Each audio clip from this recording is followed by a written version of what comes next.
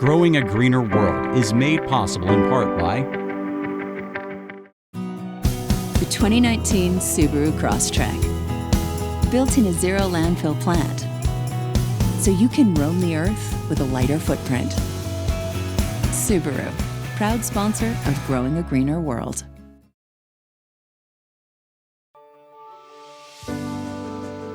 I'm Joe Lample. When I created Growing a Greener World, I had one goal: to tell stories of everyday people, innovators, entrepreneurs, forward-thinking leaders who are all, in ways both big and small, dedicated to organic gardening and farming, lightening our footprint, conserving vital resources, protecting natural habitats, making a tangible difference for us all. They're real, they're passionate, they're all around us. They're the game changers who are literally growing a greener world and inspiring the rest of us to do the same. Growing a Greener World, it's more than a movement, it's our mission.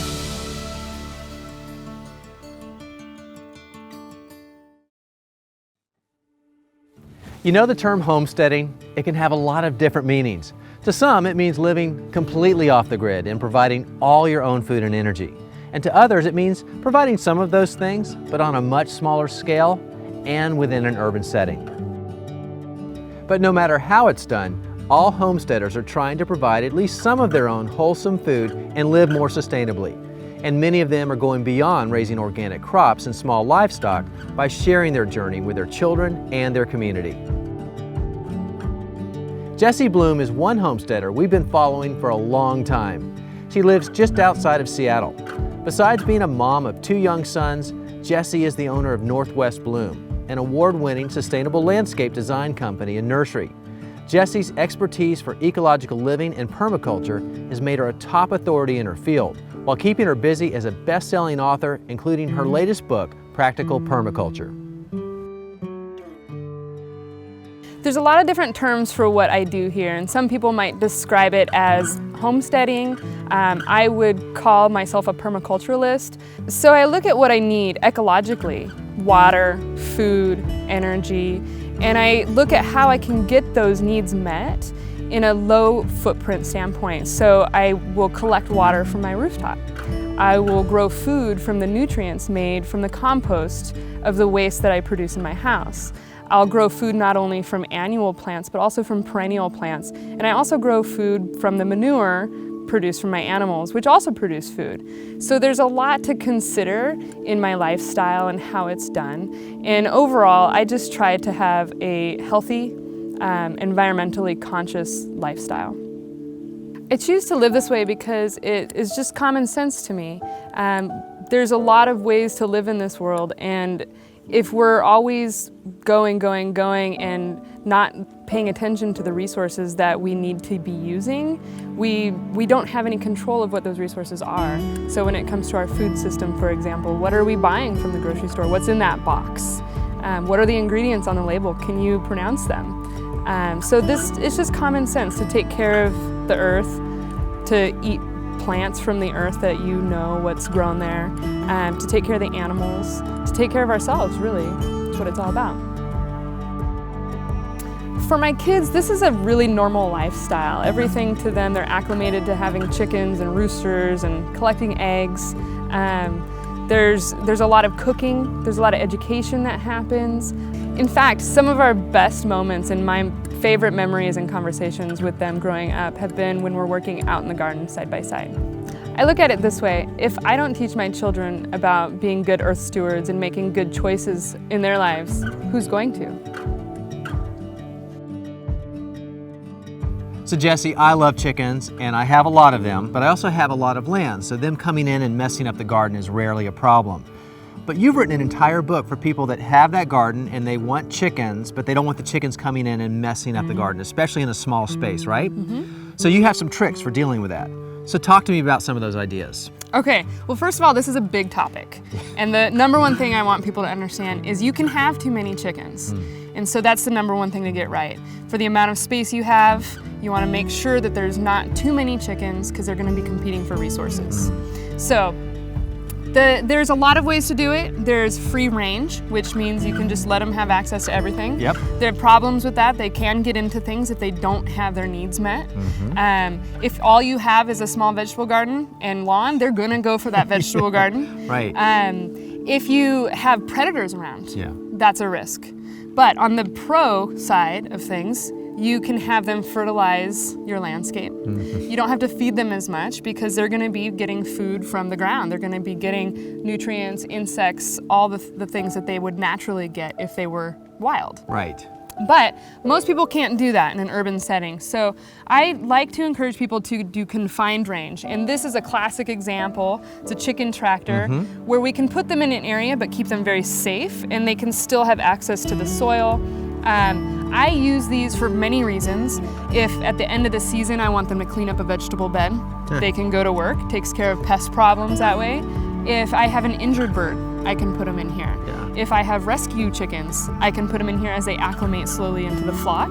If I have young birds, same thing. So as they're young and more vulnerable, they can live in this for a little while. The other thing is if you don't want to do this and you do want them to free range, you can protect your plants. So by using something very simple, Yes. this is one of my favorite techniques or tools. It's a small barrier made out of fencing. Simple enough. Simple, right? Cheap. You can bend it. If you were to plant some seeds, for example, you can lay this over the top of them, Yeah. and the chickens aren't going to get to it. If you have a plant that's coming up in the spring and they're starting to go at it, you can bend this into a cone shape or a dome and keep it protected from the chickens that way. So there's a lot of ways to do it, but fencing is the easiest way. And you can either keep your plants protected or you're gonna have to keep your chickens protected. Yeah. But there's a lot of little tricks and a lot of information to know, and a lot of it's just learning Yeah. and what the chickens like and making sure they have habitat, they have food and whatever they need in the garden. Yeah. Great tips.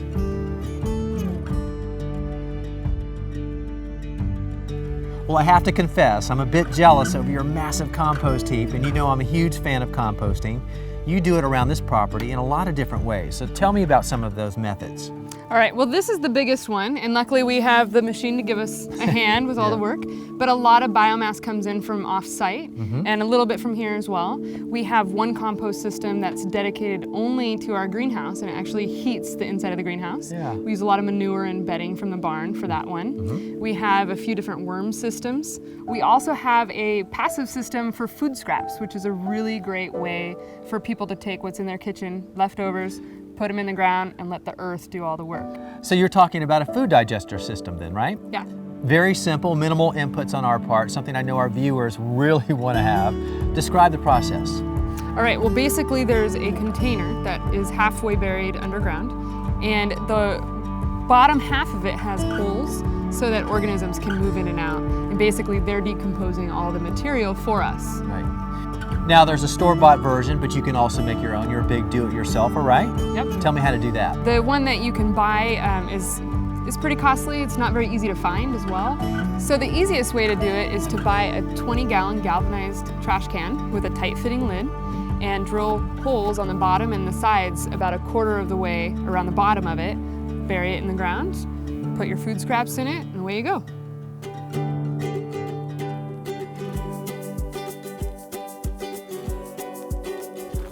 Jessie has a lot of edibles here in her homestead, and mixed into all of her garden beds are many different kinds of culinary herbs. Now, if you're growing culinary herbs, you might want to preserve some of that flavor for later, and one of the best ways to do that is to dry them. To dry your herbs, you want to harvest when they're at their very peak of flavor, and that's usually right before they go to flower. If you can, pick them in the early morning when the essential oils are most concentrated in the leaves. Cut the herbs into little bundles and wrap each bundle with a rubber band. That will hold them in place as the stems shrink and dry out. You can hang them to dry just like that, or if you have an herb that may lose its leaves, take a paper bag, add a few holes for circulation, and then place the herbs in the bag and tie with another rubber band. An opened paper clip hooked under the rubber band makes an easy loop for hanging. They should dry in just a few days, depending upon your humidity. But if you need them in a hurry, here's a quick tip. Pull the fresh herbs off the stems and spread them out on a cookie sheet in a single layer. Then, just place them in the trunk or the back of your car on a warm day, preferably in the sun. In about 24 hours, you have crispy dry herbs and a car that smells fantastic.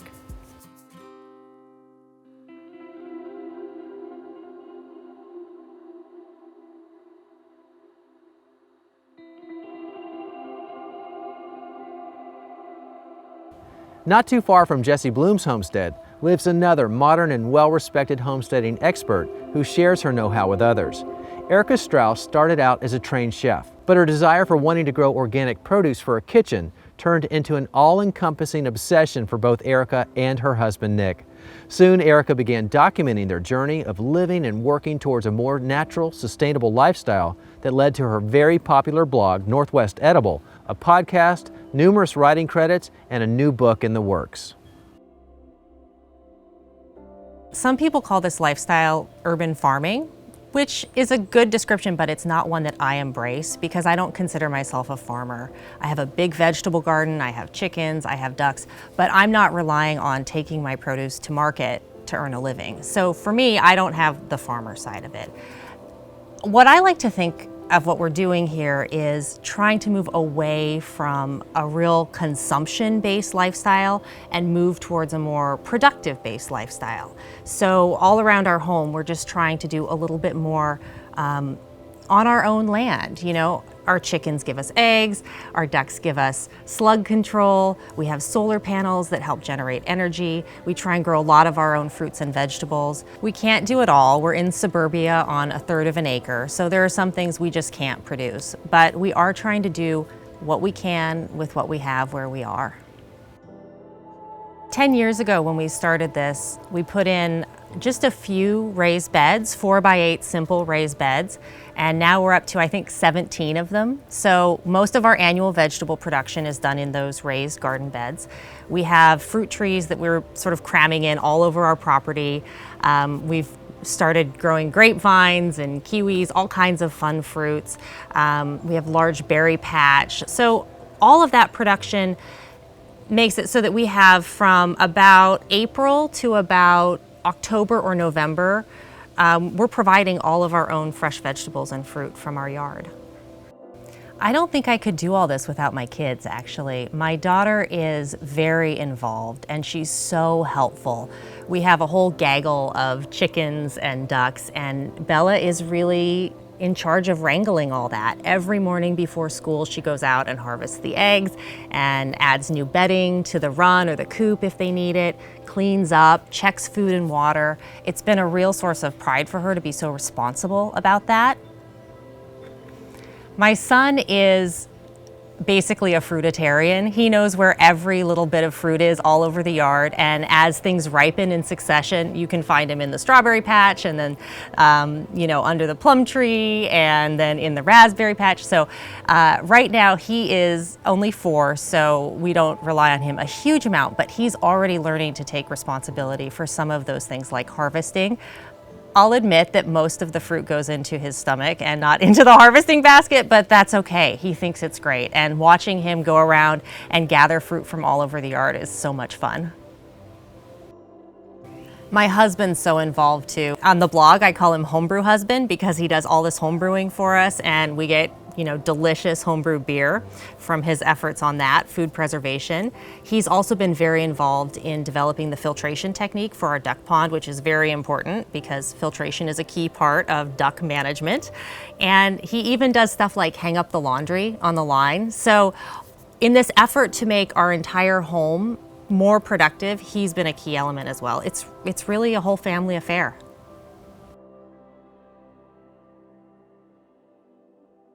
Erica, I love the fact that you have ducks here because it gives me a chance to get your take on a question we get all the time from our viewers, and that is, are ducks as messy as they maybe think they are? Well, ducks can be messy, and a lot of that has to do with the fact that they're different than chickens when it comes to their manure. Duck manure is quite wet and loose compared to chicken manure, and The way that you deal with that is you give the ducks some place to go. Now, one of the nice things about managing ducks is that they really prefer to do their business in water. So if you provide that for them, it actually contains the manure, and you can harvest that as a form of fertilizer instead of it just being a mess all over your back patio. Okay, so harvesting the manure, let's talk about that for a second. What's your process for that? Well, because we have this in-ground pond, we use a filtration system that actually sort of captures all of the nutrient-rich manure, and then we can filter it out and we can put it on garden beds, fruit trees, that kind of thing. If you didn't have an in-ground pond, a lot of times what people will do is get like a kiddie pool, and they just refill the water every few days as it gets dirty, and where you dump that water becomes an extra fertile area of your garden. Makes a lot of sense. Now, you've had chickens for a long time, and then the ducks come along. What made you decide to have ducks? Well, chickens are great. We love the egg production. Ducks give great egg production too, but they also have another benefit. Here in Seattle, we have a huge problem with slugs and snails. Right. And I was spending a lot of money on this iron phosphate slug bait, and it's organic, but I thought I could do better. And ducks love to eat slugs and snails. So that was the main motivation behind bringing them onto our little homestead here. And a very good one. Now, tell me about your ducks, the variety here. How did you select them? It's an Ancona. The breed is called Ancona. They're an endangered breed. According to the Livestock Conservancy, there's about 2,000 of them in the country. Wow. So we were pretty excited when we learned about this breed from a relatively local breeder down in Portland. We love the idea that we could maybe even help contribute to expanding the species, expanding the breed. Right. And when the ducks are making their way to the water from the pen, they tend to be more polite than chickens, right? Well, certainly. As a vegetable gardener, I struggled for a long time with how to incorporate chickens well into my vegetable garden. The chickens were always making holes and scratching and digging up. Ducks don't really do any of that stuff. They will nibble on little leaves of chard or lettuce or whatever, but they don't have the same destructive potential in a garden that chickens sometimes do. Yeah, which is very good news for the gardener. I think so. Right. When it comes to homesteading, there is so much going on, and usually that involves animals. Probably at the top of the list, chickens. Now, we know where there are animals, there's manure. But we also know as gardeners how important manure is to the garden. The key is to how to manage that manure efficiently, especially between the fresh and the finished stage. But one of the best ways to do that with chickens is called the deep litter method, and it's the one Erica uses. Now, here's how this works. The chickens come in at night and they roost on this bar, on this upper level. But the key is, while they're sleeping, usually they're doing their thing and a lot of manure collects overnight. But because this is a layer of sand, think of this like kitty litter where it absorbs some of that moisture. So in the morning you come in here and you rake that manure away. So you just scrape it off and it falls into this lower layer, along with the hay and the straw and any other organic matter. But over the next couple of months, this is going to break down and decompose and become fantastic compost. So then, maybe a couple times a year, you scrape away this top layer and then you harvest this rich organic matter and put it straight into the garden. Nothing could be better than that.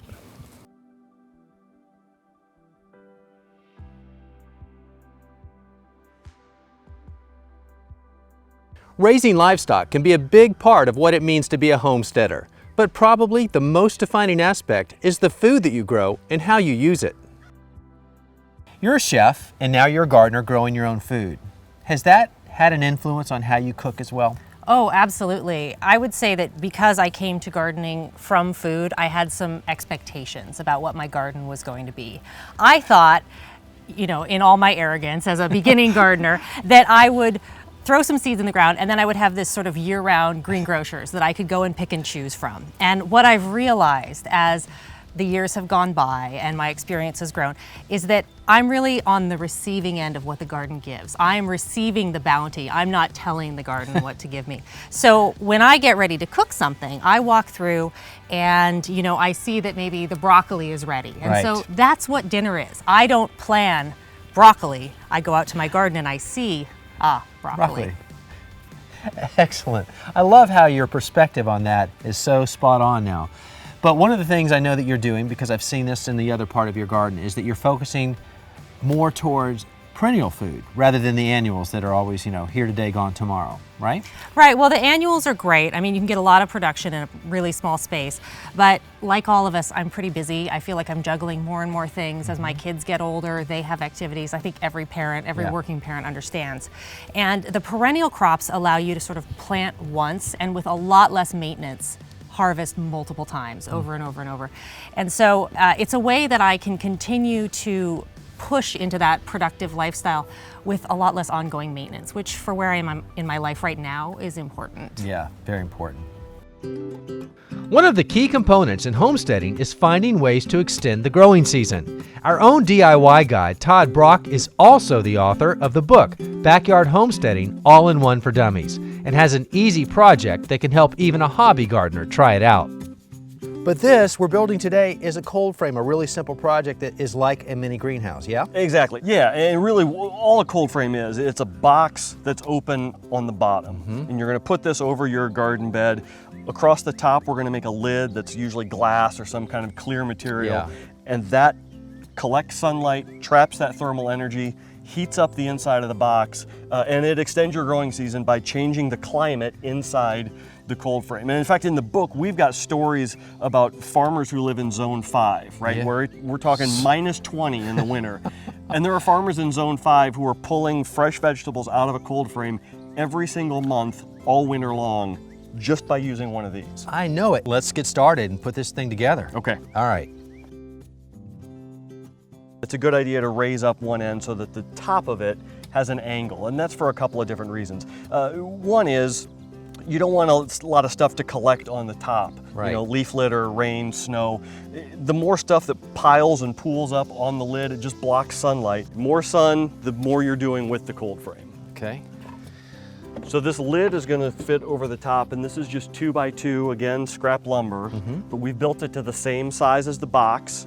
And then we're going to use this clear plastic sheeting. Okay. That'll be draped over the top, and this is what's going to provide our clear greenhouse-like material. Right.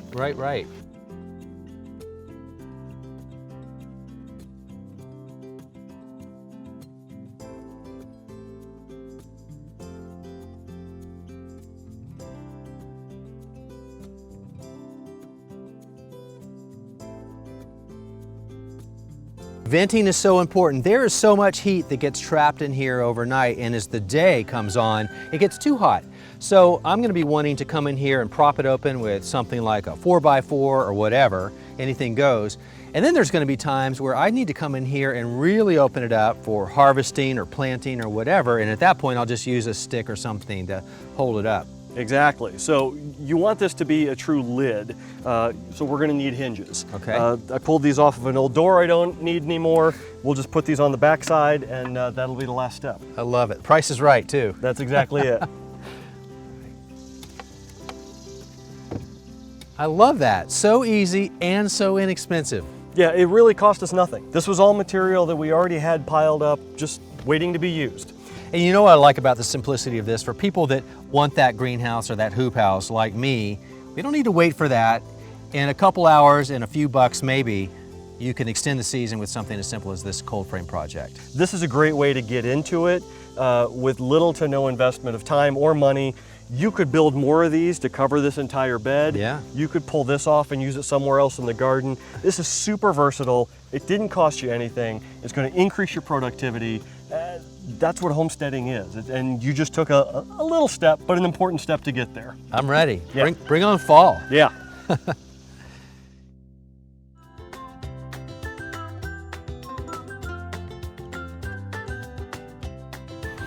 One of the best things about homesteading is that you can ease into it. In fact, it's the best way to do it. Start small and add things like livestock and garden beds as you become more comfortable. That way you can ease into your lifestyle as your garden and skills grow. For more information on homesteading, well, we have that on our website under the show notes for this episode. The website address, it's the same as our show name, growingagreenerworld.com. Thanks for joining us, everybody. I'm Joe Lample, and we'll see you back here next time for more Growing a Greener World. Have different ways of... I need to cut you. You blew out your audio again. Just kind of keep it monotone. You came up and just went red line. All right. And action. Jesse, I have to admit, I'm really jealous about composting. Take 40. Let's go. How do you just turn it off like that? Okay.